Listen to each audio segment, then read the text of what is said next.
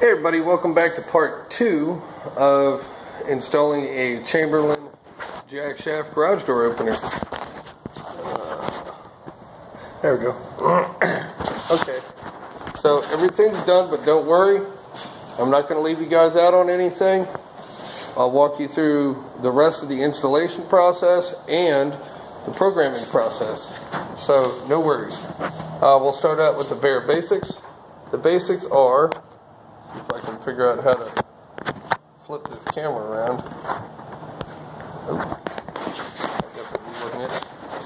Well, either way, right here, here's the basics. You've got your wall button right here. This, as you can actually see, there's a couple cool little neat features that are on here now that weren't on there before on your old opener. You've got this little sensor right here is actually for your Bluetooth light. Didn't want that, so we left that out of there. It wasn't installed. But what would happen is if you walked into your garage door opener in front of this sensor, the light would pop on, and then here's your light button to actually the sensor. You have a little switch right here which actually controls the on and off features of this sensor at the bottom. You have a learn button, so you don't have to climb back up there again. You can actually press this button right here, hit your remote control, your new remote control that you might have gone to purchase at, say, Home Depot. Home Depot sells Chamberlain products. I believe that's actually where this came from. Then you have a lock button right here. The lock button, you hold down the lock button and see how it's flashing. The remote controls to the opener will not work now. Say somebody got a remote control, you know, whatever you guys had it falling out, and they still have the remote control and don't want to give it back. This right here gives you an ability to actually drop that remote and every other remote, locking the door, so you can only open it with this wall button right here. Now you push and you hold that, now it's back into normal mode. You have a 1, 5, and 10 minute interval. That basically is after 1, 5, or 10 minutes, the door will automatically close, which is kind of cool because that's not on the other openers that are out right now. A lot of them are just standard wall buttons, but this one right here is actually pretty cool. I like it because it's got all these extra features and whatnot. Like, for example, you have this electronic lock right here. This device, say you go ahead and you go push the button, the door comes down. Now watch closely, right here, that little cylinder.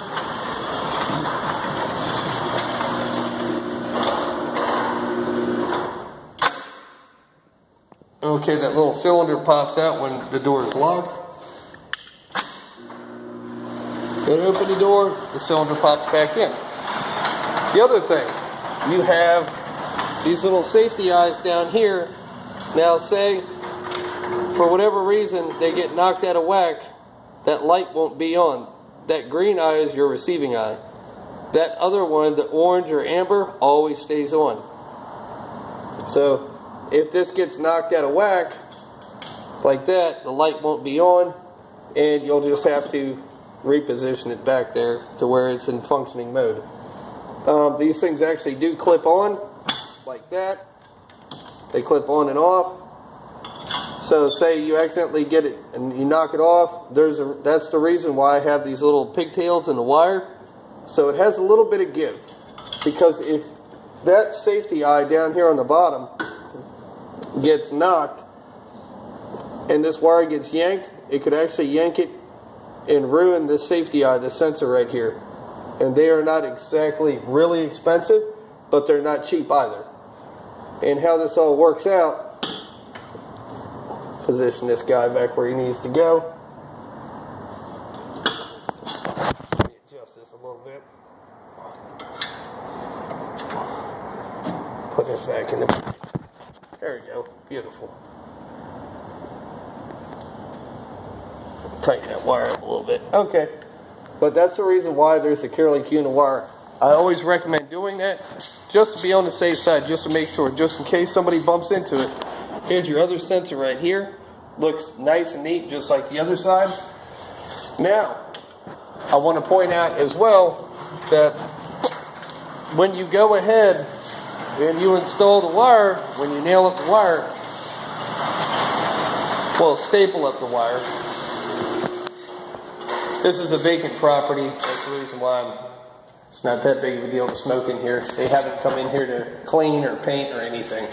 Normally I wouldn't smoke in a garage. But as you can see, the wire is nice and neat. It's tucked up along the top of the raft, well, the beam right here on the header, with the exception of that spot right there. As you can see, I had no place to actually put it above. There's no room. It goes all the way down here. Now this right here, this is actually your cable tensioner. The cable tensioner is extremely important because if any slack gets on these cables right here, this opener will automatically stop running. It will shut down until that is figured out. Programming is really cool. Okay, so say your door is sitting right about here. It's not set, nothing's done. So this is the programming part.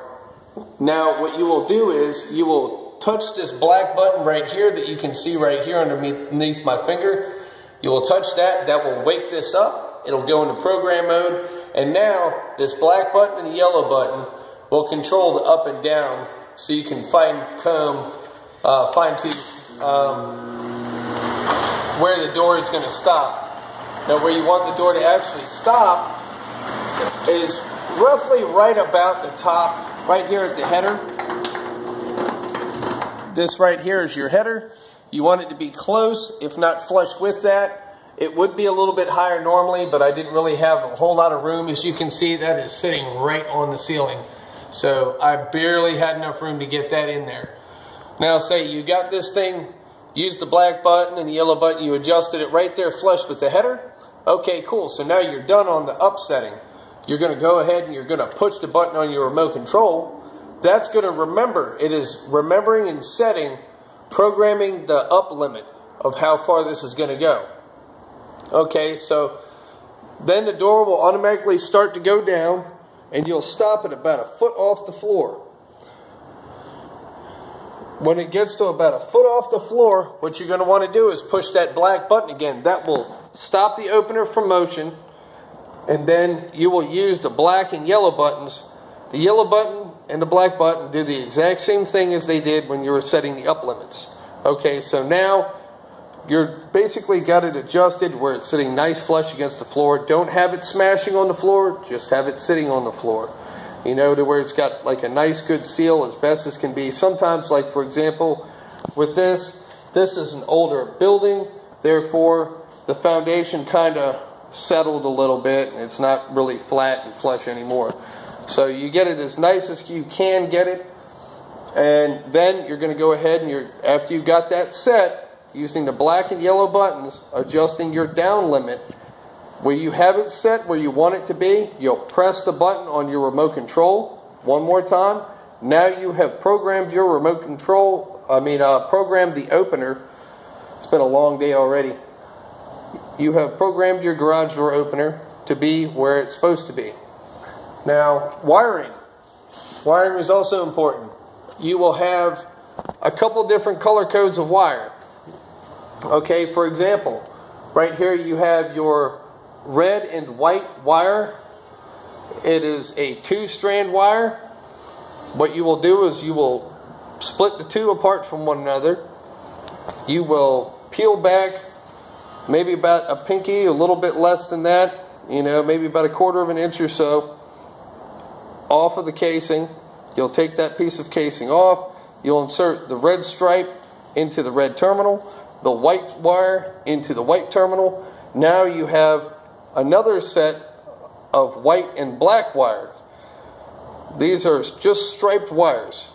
You have a plain white wire that will go into your white terminal on here.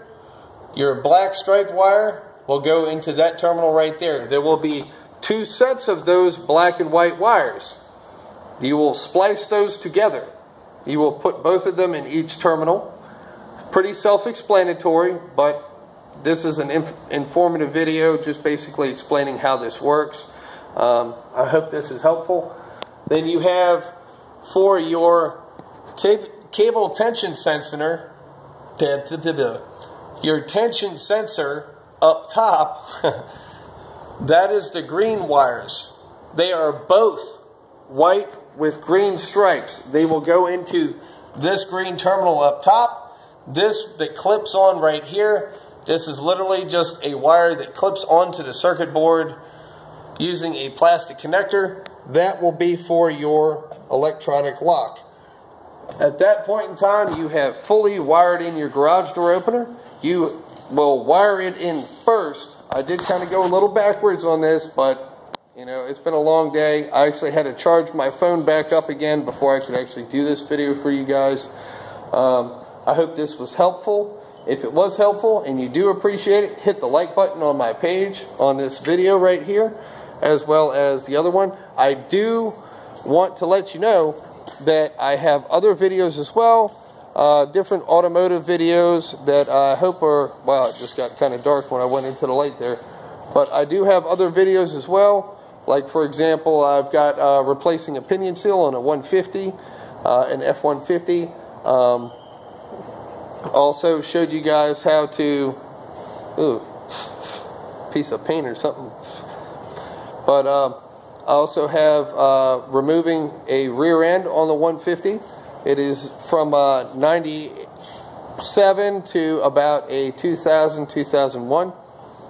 Removing the whole entire rear end. That includes, I pointed out how you guys will have to disconnect your e-brakes, how that works, and all that good stuff. I hope it was helpful, this video right here. Make sure to hit the like button if it was. I appreciate you guys. You guys have a blessed day, and I'll catch you on the next one.